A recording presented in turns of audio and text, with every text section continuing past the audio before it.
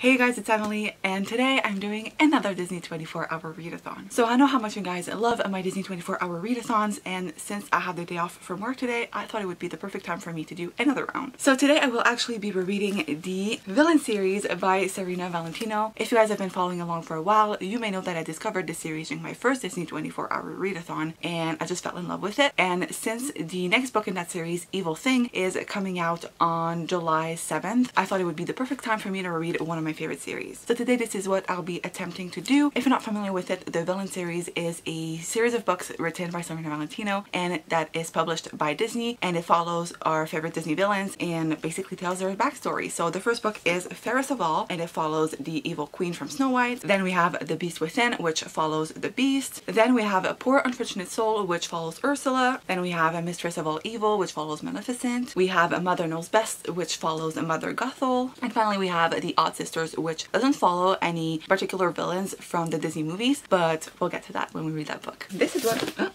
oh shit. So this is what I'll be attempting to read today. I'm actually not planning on doing like a full 24-hour readathon. I'm hoping to be done by the time I go to bed tonight, which is at 11 p.m. This is normally my bedtime, and since I'm working tomorrow, I just want to make sure that I get like a full night's sleep. So I'm gonna try to read all of these in the next 15 hours. We just passed 8 a.m. so I'm hoping to be able to read all of this in 15 hours, which I think is doable because I read all of these during 24-hour readathons, and usually they take me about, I'd say, 2 to 4 hours depending on the length of the book, because some of them are like quite tiny but some of them are a lot bigger. So I think I can do that. We'll see if that happens. Now, like I said, we just passed the 8 a.m. mark, so I'm gonna dive into my first book, which is going to be Fairest of All.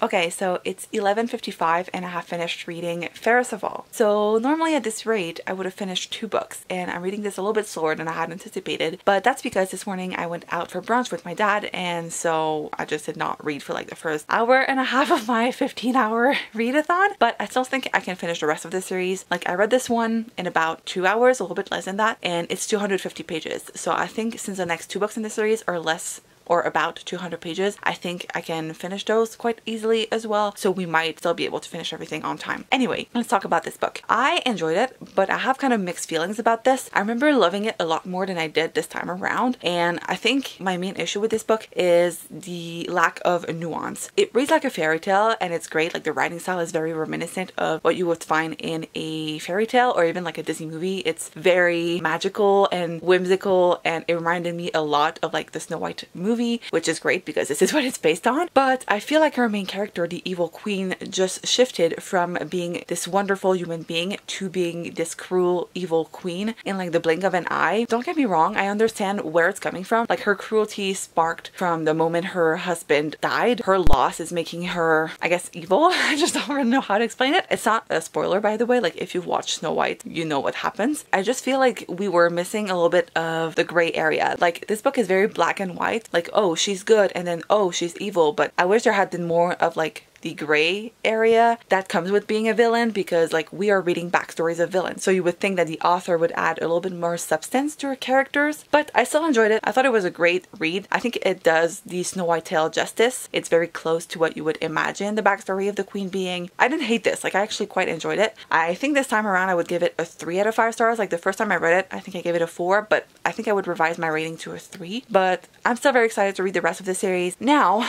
let's dive into The Beast Within. Before I dive into it, I just want to say that a lot of people comment on this, like, they don't understand how the Beast is considered a villain, like why he is part of the series. I've read this before, so I can tell you guys that the main reason why we see the Beast as part of the series is because it follows the prince before he turned into the Beast. And if you remember from the Beauty and the Beast movie, the prince is not a great person. He's actually quite cruel. He is not great as a person, and so that's why he is featured in the series because it focuses a lot on who he was before it turned into the Beast. Okay, so it's 2:15 p.m. and I finished reading The Beast Within by Serena Valentino. Once again, I think I would give this a 3 out of 5 stars. It's good, but I feel like there's something missing. I did enjoy this one more than I did the first time around, I think. But this book is incredibly frustrating because we're following the prince for most of the story, and the prince is not a very nice person. And as someone who loves Beauty and the Beast, this book doesn't give him justice. However, there is a redeeming arc, so it makes sense, but it's very frustrating. Like, he's sexist and he's just like very cruel and just not a great person overall.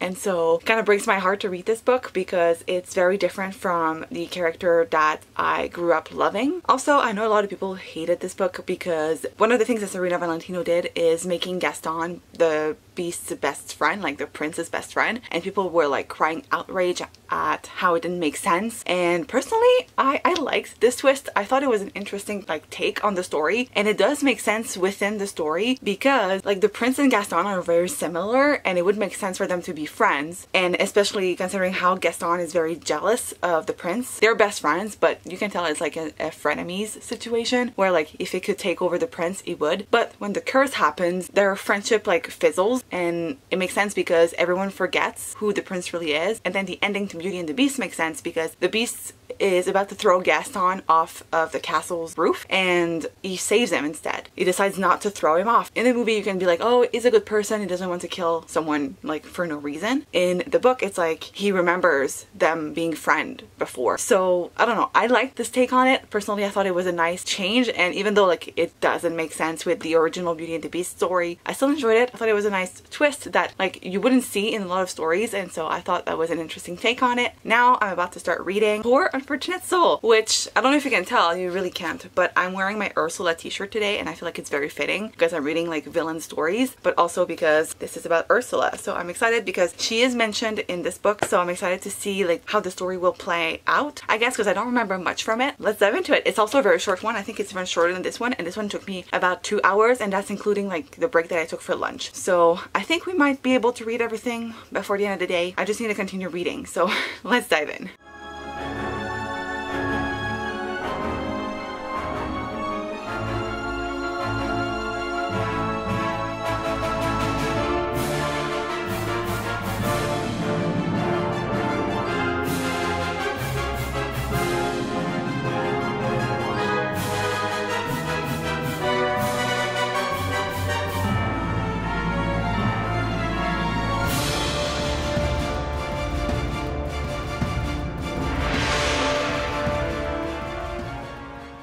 It's 4:30 and I have finished reading Poor Unfortunate Soul. I really enjoyed this more than I thought I would. I remember feeling like this was kind of a filler novel, and while it still is, I enjoyed it more. I don't know if it's because my expectations were lower, but I had fun reading it. I think I would give this like a 3.5, maybe even a 4 stars. My only critique with this book is that it doesn't focus on Ursula as much as you would think. Like, I'd say half the book is about her, but the other half is more so about the Awl Sisters and the Morning Star Kingdom. I feel like Ursula's story is only there to bridge the gap between what happened in the first 2 books and what is next to come, like what's going to happen next. Having read the series, I already know what's coming, more or less, so I can say with confidence that this is probably not the best one in the series in terms of like if you're really looking to get deeper into Ursula's backstory. You won't find much of it in there. Like, there's definitely a backstory, but it's not as explained in depth as like the rest of the villain stories. Like, I feel like with the Evil Queen and with the Beast, we really dove deeper into their story and like the whole book was about them. But with this one, it's not so much the case, so it's a bit different from the rest of the series in that aspect, but I still really did enjoy it and I'm excited to see where the series goes next. I remember really loving Maleficent's story. I think it's my favorite book in the whole series so far, so I'm excited to read that one because that's the next one we'll be reading. Now I think I'm going to take a mini break from reading, like not super long, maybe like 15 minutes or so, just do like social media and stuff because I've been reading all day and I just need like a mini break. But I'll start Maleficent's book as soon as possible because honestly I'm starting to like worry that I won't be able to finish everything on time. I remember Mistress of All Evil being like quite thick. If I remember correctly, it's like a 400-page book, and while I do read these books a lot quicker than I would typical novels, I remember it taking me like a good 3 hours the first time I read the book, so I am curious to see if it's going to take me as much time this time around as it turns out, this book is only 300 and something pages long, so I think it might be feasible after all.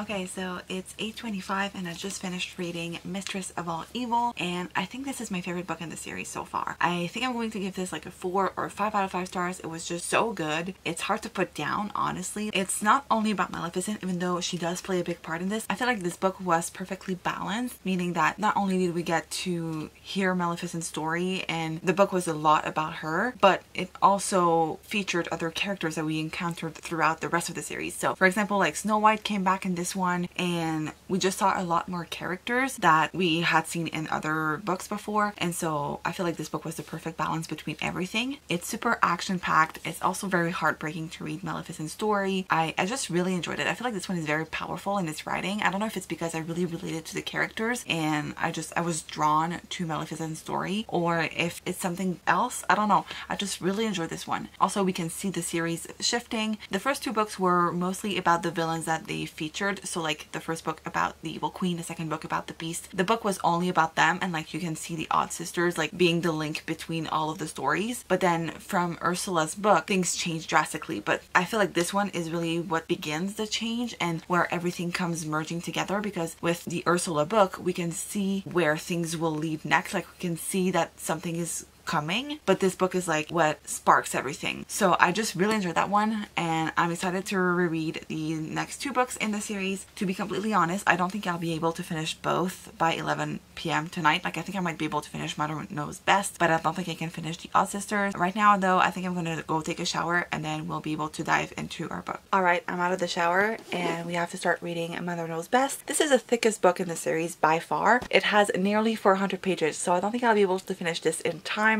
for like the 11 o'clock mark, I guess, like deadline or whatever, but we'll try. I'll read as much of this as I can and we'll see where it gets me. Hey guys, so it's 10 p.m. and I'm on page 121 of Mother Knows Best, and I'll be honest, I'm kind of tired. I just want to go to sleep. I'm tired of reading, and so I have made a decision. I will be spreading this 24-hour readathon into like 2 days, so I'll still be reading for a grand total of 24 hours, but instead of trying to fit in all of those 24 hours within this one day, I'm going to be spreading them over like the next 2 days. So I guess like today and tomorrow. I know Books and Lala did something similar to this for one of her 24-hour readathons before, and like I like the idea. So today we have read for 14 hours, which means that we have 10 hours left. I honestly don't think I'll need much more than like 5 to 6 hours to finish this and the Awl Sisters, the other book. So I guess I'll go to bed now and I will see you guys tomorrow. Hey guys, so it is the next day and I wanted to update you guys on my reading and on this 24-hour readathon. So I just finished my workday. As I said, it's currently 4:45 and today I made it to page 234 of Mother Knows Best by Serena Valentino. I think I read for about an hour today. Like I read during my lunch break and a little bit before work, and so I will be counting like a full hour of reading. So that means that I have 9 hours left to finish this book and to read the Awl Sisters. I honestly think it's completely feasible if I just do nothing but read tonight. I am going to the gym like shortly, which is why I'm dressed like this. After that, we can just dedicate the night to reading. This book is definitely like thicker and just like longer than the other books in that series. It's not necessarily a negative thing, but I also feel like it takes its time, whereas the other books were more like straight to the point. I like Gothel's story, but I just feel like it's kind of dragging a little bit. Like, pick up the pace, please.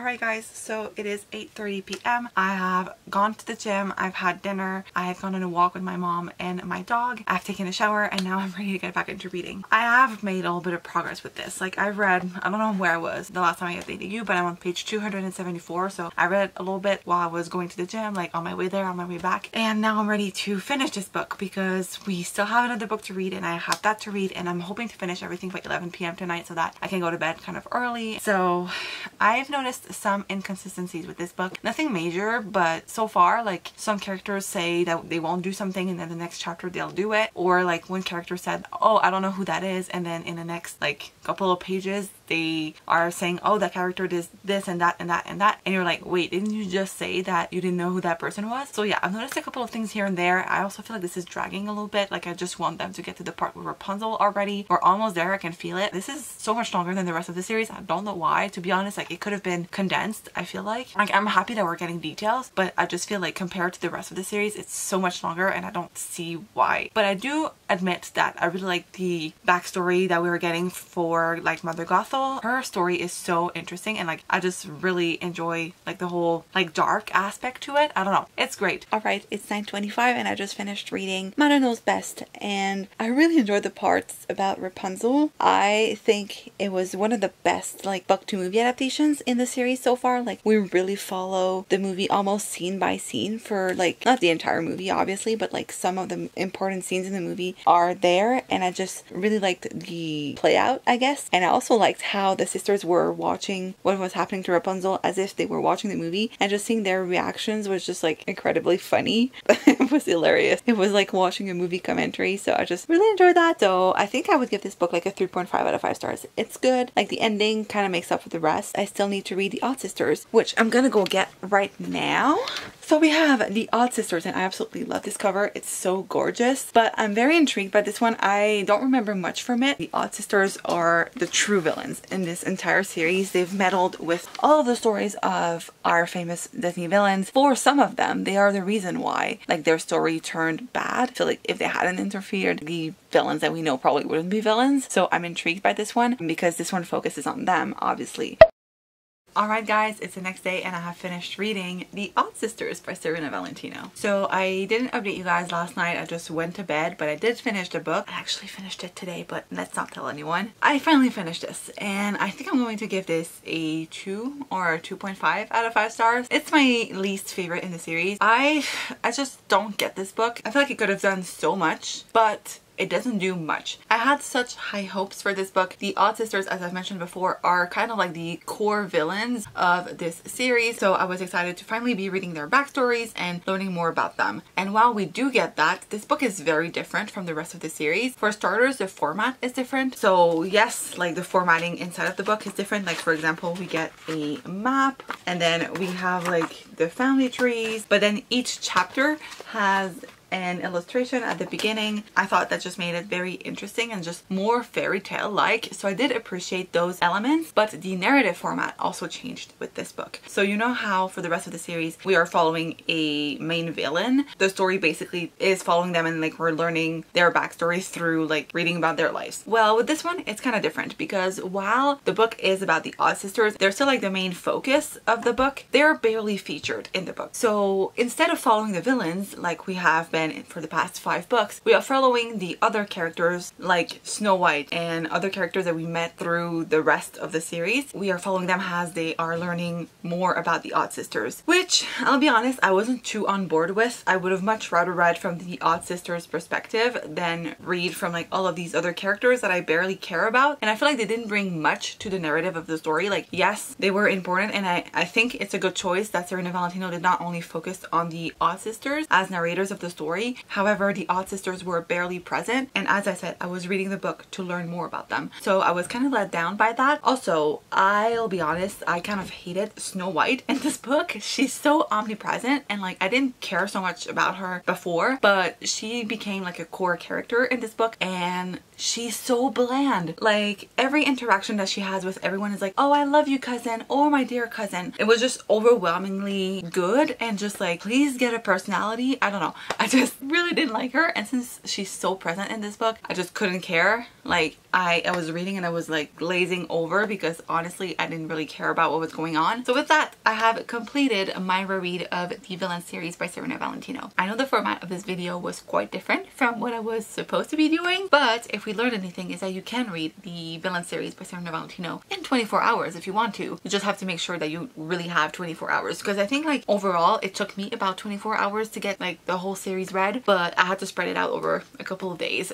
to make sure that I was able to finish everything. But I'm really glad that I reread the series, because now I am ready for Evil Thing. And make sure to stay tuned because I will be filming a reading vlog and review for that book. So if you're interested in seeing that, make sure you hit that subscribe button. So thank you guys so much for watching. I hope you still enjoyed, even though like I said, the format was a little bit different from what was expected. Give this video a big thumbs up if you liked it. Don't forget to subscribe, and I will see you guys in my next video. Bye!